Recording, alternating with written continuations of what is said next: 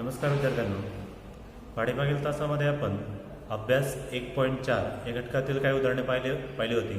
त्या पुढील उदाहरणे आज आपण पाहणार आहोत.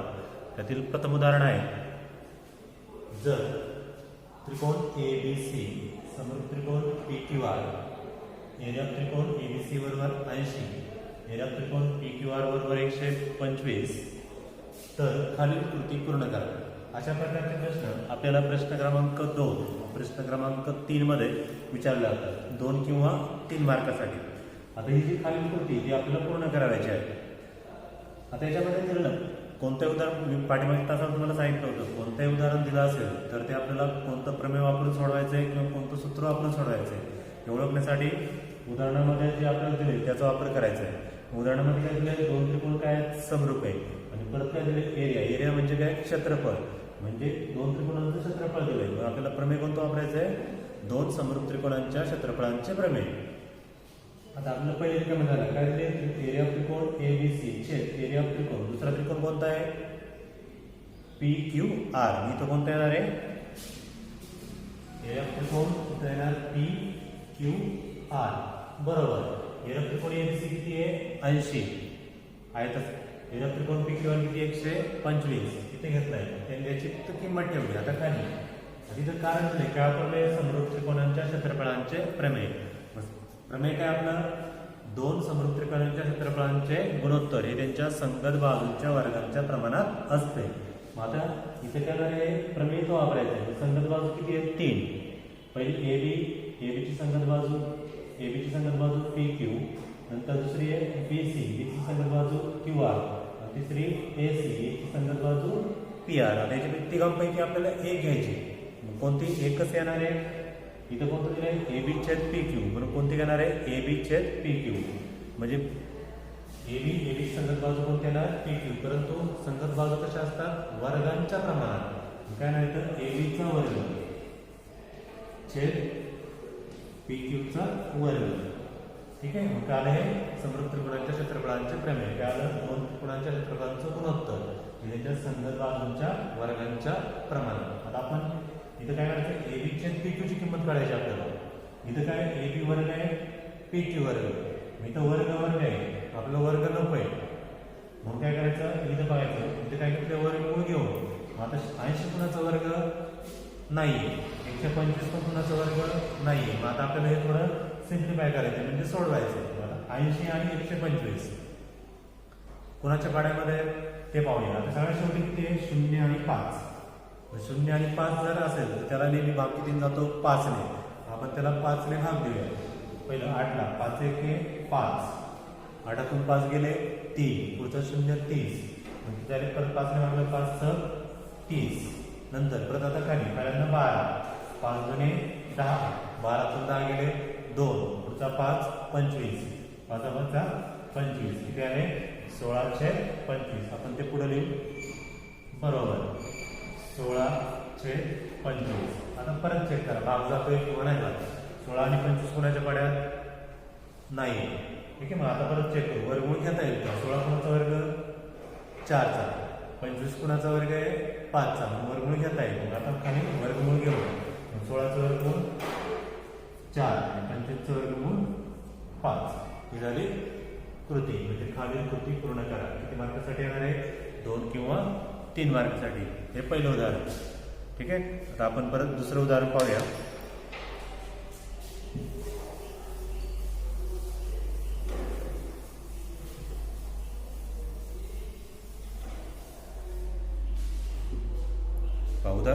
अभ्यास 1.4 मधील उदाहरण क्रमांक 4.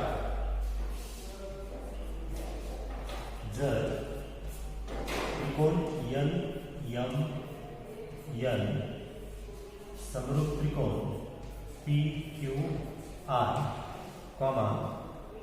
9 गुणिले एरिया ऑफ त्रिकोण PQR बरोबर 16 गुणिले एरिया ऑफ त्रिकोण LMN व QR बरोबर 20, तर MN काढा. क्यू आर बरोबर 20. तर एम एन काढा. आता उदाहरणामध्ये परत पाहू आपण काय दिलंय. जर त्रिकोण एल एम एन समरूप त्रिकोण पी क्यू आर व अजून काय दिले आपल्याला एक कंडिशन दिली म्हणजे अट दिली. अट काय 9 गुणिले एरिया ऑफ त्रिकोण पी क्यू आर बरोबर 16 गुणिले एरिया ऑफ त्रिकोण एल एम एन आणि आपण किंमत दिली क्यू आर. क्यू आर किती आहे 20. तर किंमत कुणाची काढायची एम एन ची. आता परत जे दिलंय त्याच्यावर आपल्याला कोणतं सूत्र वापरता येईल याचा विचार करूया. काय दिले 2 त्रिकोण समरूप आहे आणि इथं परत काय एरिया ऑफ त्रिकोण पी क्यू आर आणि एरिया ऑफ त्रिकोण एल एम एन म्हणजे क्षेत्रफळ आहे. म्हणजे प्रमेय कोणतं वापरायचं परत आपल्याला समरूप त्रिकोणांच्या क्षेत्रफळांचे प्रमेय. पहिल्यांदा उदाहरणामध्ये आपल्याला ज्या किमती दिल्यात आपण त्या लिहून घेऊया. आपल्याला पहिले काय दिलंय त्रिकोण एल एम एन समरूप त्रिकोण पी क्यू आर. नंतर आता परत पुढचा एक अट दिली आपण ती अट घेऊया. अट काय दिली 9 गुणिले एरिया ऑफ त्रिकोण पी क्यू आर बरोबर 16 गुणिले एरिया ऑफ त्रिकोण एल एम एन. आता आपल्याला काय गुणोत्तर घ्यायचे क्षेत्रफळांचं गुणोत्तर. म्हणजे आता याच्यामध्ये जे समान आहे म्हणजे संख्या आणि हे क्षेत्रफळ आहे ते आपण एका बाजूला घेऊ आणि संख्या एका बाजूला. आता एकतर काय येईल हा 9 इकडे गुणिले नंतर भागिले किंवा हा 16 इकडे गुणिले नंतर भागिले. कोणताही केलं तरी चालते. पण करताना काय करायचं इथं पाहायचं इथं कोणता पहिला त्रिकोण एल एम एन आणि दुसरा कोणता आहे पी क्यू आर यांचं गुणोत्तर एल एम एन अंशामध्ये आणि पी क्यू आर छेदामध्ये. आता एल एम एन अंशामध्ये एल एम एन अंशामध्ये येण्यासाठी एल एम एन इथं आहे मॅडम अंशात ठेवायचं. छेदामध्ये कोणता येणार आहे पी क्यू आर. हा इकडे गुणिले हा इकडे आल्यानंतर भागिले होणार. 16 आपल्याला तिकडे पाठवायचं आहे म्हणजे काय ना 16 गुणिले इकडे आल्यानंतर भागिले म्हणजे 9/16 बरोबर. परत हा तसाच एरिया ऑफ त्रिकोण एल एम एन छेद हा त्रिकोण एरिया ऑफ त्रिकोण पी क्यू आर गुणिले तिकडे गेल्यानंतर भागिले म्हणजे काय ना एरिया ऑफ त्रिकोण पी क्यू आर. ठीक आहे. आता इथे चेक करू आपण 9 आणि 16 कोणाच्या पाड्यात आहे का नाही. तर आपण एक तसंच ठेवू. आपल्याला एक भेटलं. ठीक आहे. म्हटलं आपण क्लिअर समीकरण 1. ठीक आहे. आता आपल्या किंमत काढायची कोणाची एम एन ची. किंमत दिली कोणती क्यू आर. आता आपण फक्त क्षेत्रफळांचं गुणोत्तर भेटले मग आपल्याला प्रमेय वापरायचे कोणतं समरूप त्रिकोणांच्या क्षेत्रफळांचे प्रमेय. प्रमेय सूत्र काय ना समरूप त्रिकोण क्षेत्रफळांचं गुणोत्तर म्हणजे एरिया ऑफ त्रिकोण एल एम एन छेद एरिया ऑफ त्रिकोण पी क्यू आर बरोबर. गुणोत्तर कसं असणार आहे संगत बाजूंच्या वर्गांच्या प्रमाणात. संगत बाजू घ्यायची. आता याच्यामध्ये परत पाहिजे बाजू दिल्यात का आपल्याला 2 बाजू दिल्यात कोणत्या क्यू आर आणि एम एन. आता आपण चेक करू. पहिलं तर कोणतं आहे एल एम एन बाजू कोणती आहे एम एन. मग इथे एम एन किती अक्षर आहे दुसरं आणि तिसरं एम एनचा वर्ग छेद त्याची संगत बाजू कोणती येणार क्यू आर म्हणजे क्यू आर म्हणजे क्यू आरचा वर्ग. याला कारण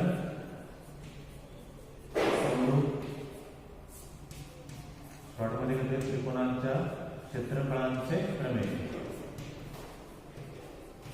समरूप त्रिकोणांच्या क्षेत्रफळांचे प्रमेय. आता आपण किंमत ठेवूया. एरिया त्रिकोण एल एम एन छेद एरिया त्रिकोण पी क्यू आर. गुणोत्तर किती आले 9/16. आपण ही किंमत इथे घेऊ 9/16 बरोबर. एम एन माहिती आहे का नाही. एम एनची किंमत काढायची. एम एन आहे तसाच एम एन वर्ग छेद क्यू आर 20 20चा वर्ग. ठीक आहे. पुढच्या स्टेपवर फक्त हा 20चा वर्ग करू. 9/16 आहे तसं 9/16 बरोबर एम एन वर्ग छेद 20चा वर्ग 400. आता आपली किंमत काढायची कोणाची एम एन वर्गाची. मग आता एम एन कुठे आहे अंशामध्ये 400 इकडे भागिले इकडे नंतर काय होणार गुणिले म्हणजे गुणिले कोणा होणार असतो 9 ला. पाहिजे तरी असतो काय आहे 9 गुणिले 400 छेद 16 बरोबर एम एन वर्ग. मग आता 16ने एकतर 9ला भागायचं किंवा 400ला. मग आपण डायरेक्ट 16ने कशाला भागू? 400ला भाग. पहिल्यांदा चेक करू 400ला भाग जातोय किंवा नाही. 16 एके 16. पहिल्यांदा 40ला भागू. 16 दुने 32. 40 मधून 32 गेले 8. पुढचा 0 80. परत 16 पंचे 80. शिल्लक काय राहिलं?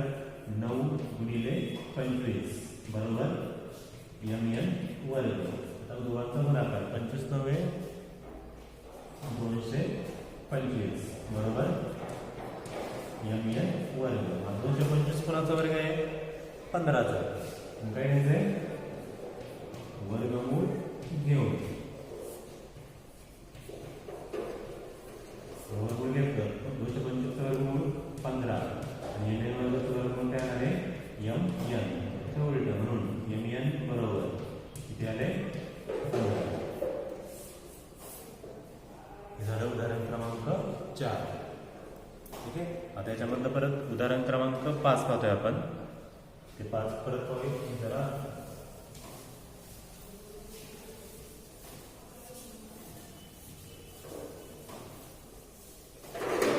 अभ्यास 1.4 मधील उदाहरण क्रमांक 5. जर दोन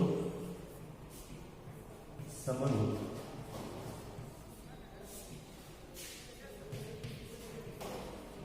त्रिकोणांचे क्षेत्रफळ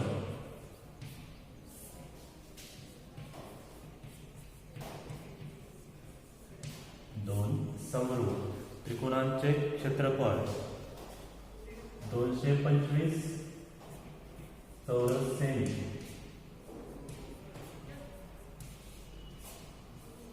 व 81 चौरस सेमी असून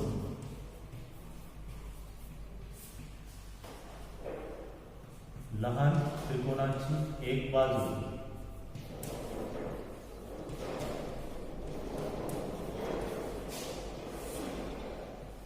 लहान त्रिकोणाची एक बाजू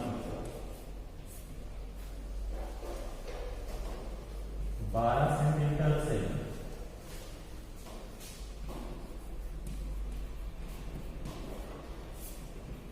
तर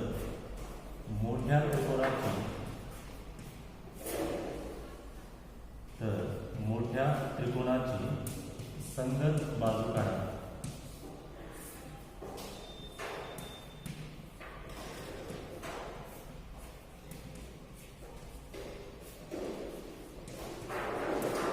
मोठ्या त्रिकोणाची संगत बाजू काढा.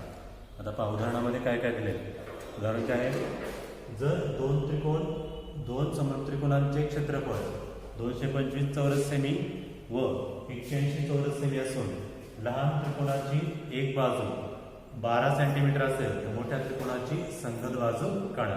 आता त्याच्यामध्ये त्रिकोणाचं नाव दिलेलं नाहीये किंवा आकृती दिलेली नाहीये. ठीक आहे. मग आपल्याला याच्यामध्ये चिन्हांचा वापर करायचा म्हणजे सिम्बॉलचा वापर करायचा आहे. आता उत्तरामध्ये पहा कसं येईल. आपल्याला जे दिलंय ते पहिल्यांदा घेऊ. पहिले काय दिलंय? दोन समरूप त्रिकोणांचे क्षेत्रफळ. क्षेत्रफळासाठी चिन्ह कोणते? ए, कॅपिटल ए. पहिल्या त्रिकोणाचं आणि दुसऱ्या त्रिकोणाचं. पहिल्या त्रिकोणासाठी 1 वापरायचा आणि दुसऱ्या त्रिकोणासाठी 2 वापरायचा. म्हणजेच काय आहे? A1 म्हणजे पहिल्या त्रिकोणाचं क्षेत्रफळ किती आहे? 225 चौरस सेमी A2 म्हणजे दुसऱ्या त्रिकोणाचं क्षेत्रफळ किती आलंय? 81 चौरस सेमी. नंतर अजून काय दिले आपल्याला? एक बाजू लहान त्रिकोणाची. मग आता लहान कोणता आणि मोठा कोणता हे ओळखण्यासाठी ज्याचं क्षेत्रफळ लहान तो लहान आणि ज्याचं क्षेत्रफळ मोठं तो त्रिकोण मोठा. लहान कोणता आहे? 81 म्हणजे कोणता? A2 म्हणजे दुसरा त्रिकोण लहान आहे. बरोबर. दुसऱ्या त्रिकोणाची बाजूसाठी चिन्ह कोणतं वापरायचंय? बाजूसाठी चिन्ह कोणतं आहे? तर साईड. साईडचा पहिला अक्षर यस. मग चिन्ह कोणतं आहे? यस. किंवा त्रिकोण दुसरा कोणतं वापरायचं? S2 म्हणजेच काय ना? S2 बरोबर किती आहे? 12 सेंटीमीटर. आपल्याला किंमत काढायची कोणाची? मग S1 ची. बरोबर. प्रश्नचिन्ह. परत दोन त्रिकोण समरूप आहे आणि त्यांचं क्षेत्रफळ आहे म्हणून प्रमेय कोणतं? समोर त्रिकोणाच्या क्षेत्रफळांचे प्रमेय. प्रमेय काय आहे? क्षेत्रफळांचं गुणोत्तर A1 छेद A2 बरोबर क्षेत्रफळ काय? संगत बाजूंच्या वर्गांच्या प्रमाणात. संगत बाजू A1 ची बाजू कोणती? S1 चा वर्ग छेद नंतर A2 ची बाजू कोणती? S2 चा वर्ग. याला काय करतात? समरूप त्रिकोणांच्या क्षेत्रफळांचे प्रमेय. कारण काय ना? समरूप त्रिकोणांच्या क्षेत्रफळांचे प्रमेय. आता किंमत ठेवू. A1 किती आहे? 225 छेद A2 किती? 81 बरोबर. S1 माहिती आहे का? नाही. S1 आहे कसा? S1 वर्ग छेद S2 किती आहे? 12 चा वर्ग. ठीक आहे. मगाशी सोडवलं असेल त्याच प्रकारे आता फक्त वर्ग करायचा.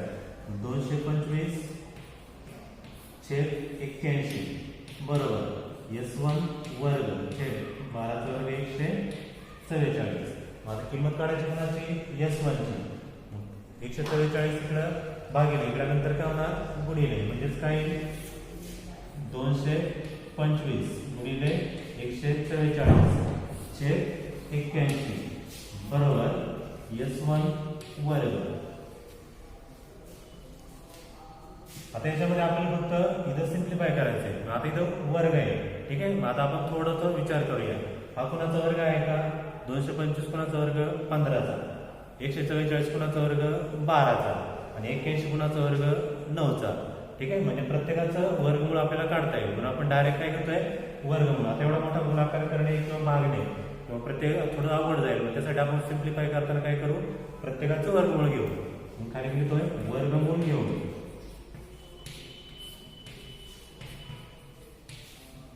माझं 225 कुणाचं वर्गमूळ आहे? 15 गुणिले 144 12 छेद 81 9 बरोबर S1 वर्गाचं वर्गमूळ काय आहे? S1. मग आता थोडं सिम्प्लिफाय करायला सोपं जाईल. आता 15 आणि 9 कुणाच्या पाड्यात? 3च्या. मग 3 ने भागू. 3 5 15 3 3 9 परत 3 ने कशाला भागतोय? परत 12 ला. 3 1 3 3 12. आता शिल्लक काय राहिलं? 5 गुणिले 4 शिल्लक राहिलं 5 गुणिले 4 बरोबर काय आलं? S1.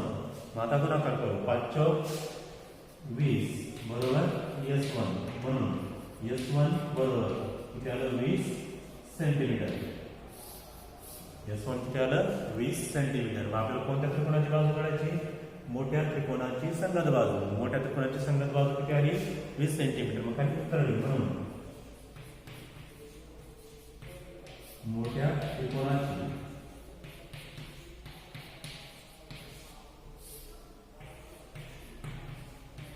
संगत बाजू 20 सेंटीमीटर आहे. झालं उदाहरण क्रमांक 5. आता अभ्यास 1.4 मधलं शेवटचं उदाहरण. ती महत्वाची कृतीपत्रिका आहे. ती पण आपण सोडून घेऊया.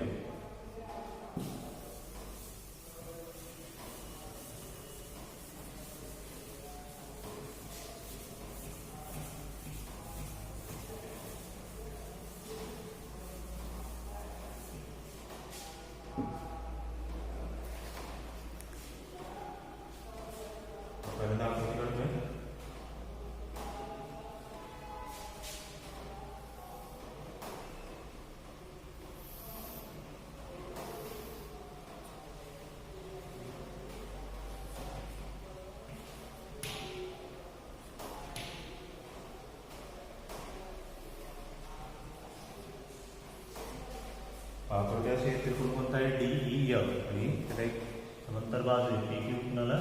D ला. आता प्रश्न हा प्रश्न क्रमांक आहे 7. आकृतीमध्ये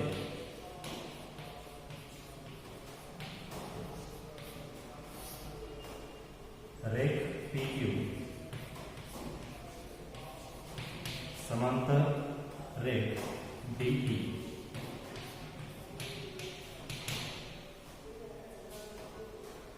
area of cone PQF बरोबर 20 एकर, कॉमा पीएफ बरोबर 2 डीपी. तर एरिया ऑफ चौकोन DPQE काढण्यासाठी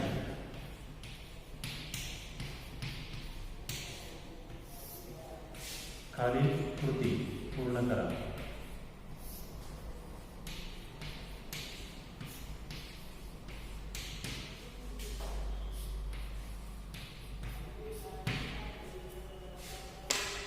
आता आपण कृती लिहून घ्या. प्रश्न काय आहे? आकृतीमध्ये म्हणजे आकृतीत काय दिले आपल्याला? रेट PQ समांतर रेट D, म्हणजे हा PQ समांतर कोणाला आहे? D ला. नंतर अजून काय दिले? एरिया त्रिकोण PQF बरोबर 20 एकर, म्हणजे कोणता? PQF, म्हणजे हा एवढा त्रिकोण, याचं क्षेत्रफळ किती दिले आपल्याला? 20 एकर. नंतर अजून काय दिले? PF, म्हणजे हा PF कसा आहे? 2 DP, म्हणजे या DP च्या दुप्पट. हा 2 असेल तर हा 4, हा 3 असेल तर हा 6. आणि आपल्याला कुणाचं क्षेत्रफळ काढायचं आहे? एरिया ऑफ चौकोन DPQE. आता पहा DPQE कुठे आहे? DPQE म्हणजे या चौकोनाचं आपल्याला काय काढायचं आहे? क्षेत्रफळ. त्यासाठी जी खाली कृती दिलेली ती आपल्याला पूर्ण करायची. आता कृतीमध्ये पहा,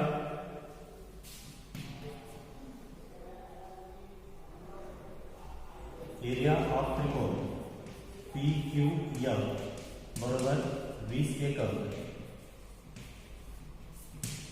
कॉमा PF बरोबर 2 DP. समजा DP बरोबर x, म्हणून PF बरोबर 2x, म्हणून DF बरोबर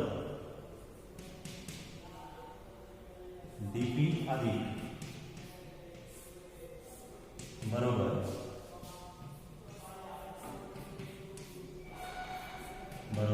3x.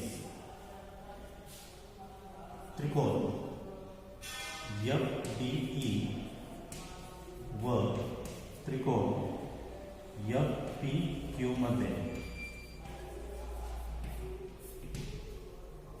कोण FDE एकरूप कोण, त्याला कारण आहे संगत कोण.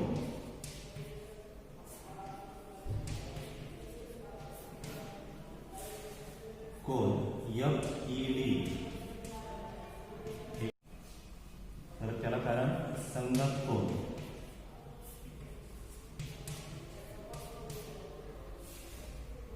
म्हणून त्रिकोण FDE समरूप त्रिकोण FPQ, याला कारण कोको कसोटी.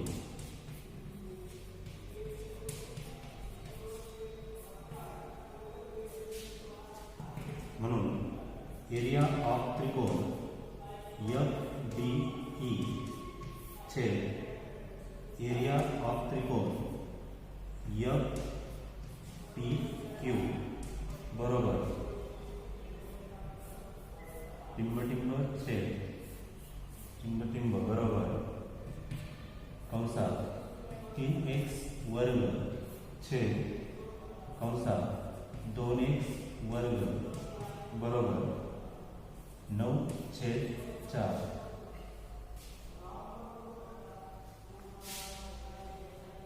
एरिया ऑफ त्रिकोण FDE बरोबर 9/4 गुणिले एरिया ऑफ त्रिकोण FPQ बरोबर 9/4 गुणिले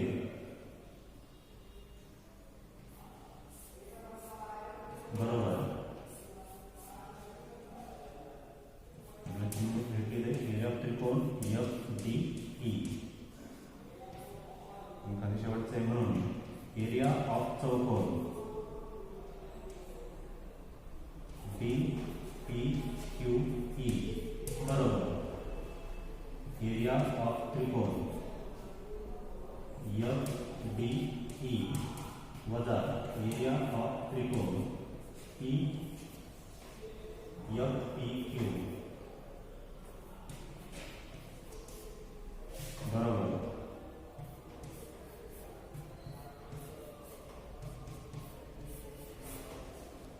ही कृती आपल्याला पूर्ण करायची आहे. आता आपण सुरुवात करतोय. पहिलं काय दिलंय एरिया ऑफ त्रिकोण पी क्यू एफ बरोबर 20 एकर. नंतर पी एफ बरोबर काय दिलंय 2 डीपी म्हणजे आपल्याला जे उदाहरणात दिलंय ते आपण खाली घेतलंय. नंतर समजा काय घेतलंय डीपी काय म्हणलंय एक्स म्हणजे हा डीपी किती आहे एक्स. तर पी एफ बरोबर आता पी एफचं सूत्र येते पहा पी एफ काय 2 डीपी 2 डीपी डीपीला काय म्हणलं एक्स मग काय ना 2 एक्स याची किंमत किती आली 2 एक्स. आता काय डीएफ बरोबर डीपी आता आकृतीमध्ये पहा डीएफ या ठिकाणी डी पासून एफ पर्यंत त्याचे किती भाग आहेत 2.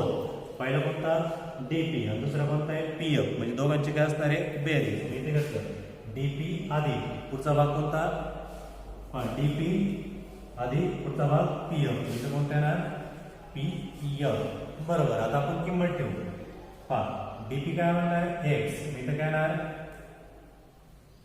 एक्स. नंतर पीएफ किती आलं 2x एक्स अधिक 2x किती आले 3x. नंतर काय त्रिकोण एफ डी ई व त्रिकोण पी एफ पी क्यू मध्ये कोण एफ डी ई. आता आपण आकृतीमध्ये जाऊ परत चेक करा एफ डी ई म्हणजे हा कोण. आता आपल्याला त्याचा संगत कोण लिहायचं कारण काय तिथं संगत कोण संगत म्हणजे काय जसा पहिला कोण आहे तसंच दुसरा कोण असणार आहे म्हणजे रेषेच्या खाली आणि रेषेच्या वर. आता रेषेच्या खाली या रेषेच्या वर म्हणजे तो कोणी येईल मी याचं नाव काय ना एफ पी क्यू. कोण कोणता येईल एफ पी क्यू हा कोणता झाला संगत कोण. त्याच प्रकारे एफ ई डी आता आकृतीमध्ये परत एफ ई डी म्हणजे आता हा कोण याचा संगत कोणता असणार आहे क्यू. क्यूचं नाव काय येणार एफ क्यू पी कोण एफ क्यू पी. ठीक आहे किती कोण झाले 2 कोण म्हणून कसोटी कोणती येणार कोको कसोटी. कोको कसोटीनुसार 2 त्रिकोण काय झाले समरूप. आता परत आपल्याला काय वापरायचं समरूप त्रिकोणांच्या क्षेत्रफळांचं प्रमेय काय 2 त्रिकोणांच्या क्षेत्रफळांचं गुणोत्तर हे संगत बाजूंच्या वर्गांच्या प्रमाणात. आता पहिलं त्रिकोण कोणता एरिया त्रिकोण एफ डी ई छेद एरिया त्रिकोण डी पी क्यू. परंतु आता आपल्याला ज्या बाजू मिळाल्या त्या बाजूंचं गुणोत्तर घ्यायचं. मग एफ डी ई मध्ये बाजू कोणती डीएफ इथे काय ना डीएफ वर्ग छेद एफ डीएफ इथं पहा डीएफ इथं कोणता असणार पीएफ पीएफ वर्ग. आता डीएफ किती आहे 3x काय घेतलं 3x चा वर्ग. पीएफ किती आहे 2x मग काय 2x चा वर्ग. आता वर्ग केला तर काय ना 3 चा वर्ग 9 x चा वर्ग x वर्ग किंवा हा x x काय ना कॅन्सल झाला शिल्लक करायला 3 आणि इथे छेदामध्ये 2 3 चा वर्ग 9 आणि 2 चा वर्ग 4. परत पुढे घेतला आता हा इकडं गुणिले सॉरी हा इकडं भागिले इकडे गेल्यानंतर काय होणार गुणिले म्हणजे काय ना एरिया त्रिकोण एफ डी ई बरोबर 9/4 आहे तसाच हा 9/4 आहे तसाच फक्त हा इकडं भागिले इकडे गेल्यानंतर गुणिले एफ पी क्यू. आता एफ पी क्यू किती दिलाय पहा एफ पी क्यू म्हणजे किती हा 20 या ठिकाणी आपण घेतलं 20. आता 4 ने 20 ला भागलं तर किती येत आहे 4 × 4 4 म्हणजे 20 शिल्लक काय राहिलं फक्त 9 × 5 9 × 5 9 म्हणजे 45. एरिया त्रिकोण एफ डी ई किती आला 45. ठीक आहे. आता परत सूत्र दिले काय याचं क्षेत्रफळ जात नाही मोठ्या त्रिकोणातून टोटल मोठ्या त्रिकोणातून हा एवढा त्रिकोण क्षेत्रफळ वजा केलं तर काय भेटतं या चौकोनाचं क्षेत्रफळ. चौकोन कोणता आहे एरिया चौकोन F D P Q E बरोबर. मोठा त्रिकोण कोणता एफ डी ई वजा कोणता करायचा एफ पी क्यू. मोठ्या त्रिकोणाचं एफ डी किती आलं 45 वजा एफ पी क्यूचं किती आहे 20 45 मधून 20 गेले किती राहिले 25. म्हणून एरिया ऑफ चौकोन डी पी क्यू ई बरोबर 25 एकर. ही झाली पूर्वी आणि अभ्यास 1.4 मधलं शेवटचं उदाहरण. आता उरलेलं सराव संच याच्यामधली उदाहरणं तुम्ही सोडवा. काही शंका असेल तर ग्रुपला टाकले किंवा पर्सनली फोन केले तरी चालते. ओके, धन्यवाद.